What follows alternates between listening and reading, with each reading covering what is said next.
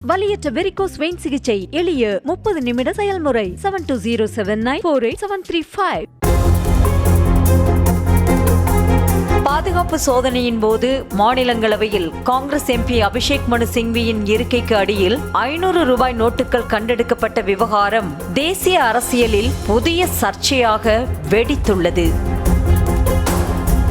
கடந்த வியாழக்கிழமை மாநிலங்களவை அமர்வு நிறைவடைந்த பிறகு பாதுகாப்பு அதிகாரிகள் வழக்கமான முறைப்படி அவையை சோதனையிட்ட போது இருக்கை எண் 222 500 ரூபாய் நோட்டுகள் இருந்தது கண்டுபிடிக்கப்பட்டதாக மாநிலங்களவை தலைவர் ஜக்தீப் தங்கார் அவையில் அறிவித்தார். கண்டெடுக்கப்பட்ட ரூபாய் நோட்டுகளின் மதிப்பு 50,000 என தெரிவித்த ஜக்தீப் தங்கார் அந்த இருக்கை காங்கிரஸ் எம்பி அபிஷேக் மனு சிங்விக்கு ஒதுக்கப்பட்டது என்றும் கூறினார்.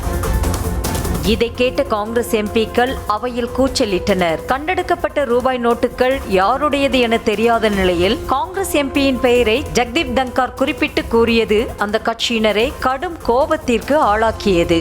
விசாரணை முடியும் வரை காங்கிரஸ் எம்பி அபிஷேக் மனு சிங்வியின் பெயரை குறிப்பிடக்கூடாது என காங்கிரஸ் தலைவர் மல்லிகார்ஜுன் கார்கே வலியுறுத்தினார். அப்போது குறுக்கிட்ட மத்திய அமைச்சர் கிரண் ரிஜிஜு இருக்கை எண் மற்றும் எம்பியின் பெயரை சுட்டிக்காட்டுவதில் தவறில்லை என்றார். இதற்கு காங்கிரஸ் தரப்பில் கடும் எதிர்ப்பு தெரிவிக்கவே அவையில் பெரும் குழப்பம் ஏற்பட்டது.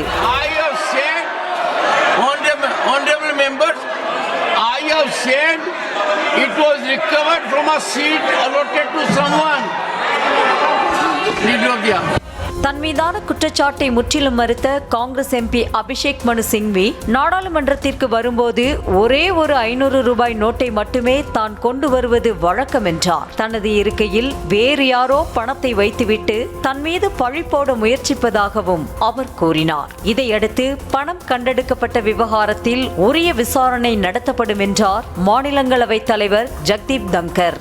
ரூபாய் நோட்டுகள் யாருடையவை என்பது மர்மமாக உள்ள நிலையில் நாடாளுமன்ற உறுப்பினர்கள் யாரும் பணத்திற்கு உரிமை கோர முன்வரவில்லை. இதற்கிடையே கண்டெடுக்கப்பட்ட ரொக்கம் யாரோ ஒரு காங்கிரஸ் எம்பி விட்டு சென்ற ஊழல் பணமாக இருக்கலாம் என பாஜக குற்றம் சாட்டி வருகிறது.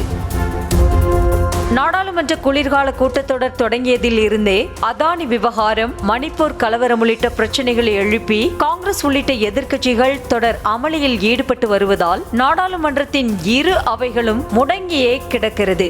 இந்த நிலையில் இந்த விவகாரங்களை திசை திருப்ப நடத்தப்படும் சதிவேலை என்றே காங்கிரஸ் குற்றச்சாட்டை முன்வைக்கிறது.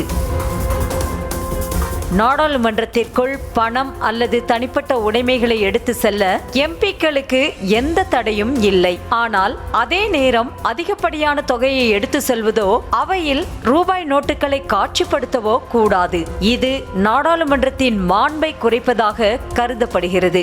இந்த நிலையில் பல கட்ட பாதுகாப்புகளுக்கு மத்தியில் நாடாளுமன்றத்திற்குள் ரூபாய் நோட்டுகள் வந்தது எப்படி, கண்டெடுக்கப்பட்ட பணம் யாருடையது என்பது விசாரணையின் முடிவிலேயே வரும். வலியற்ற வெரிகோஸ் வெயின் சிகிச்சை எளிய 30 நிமிட செயல்முறை 7279487335.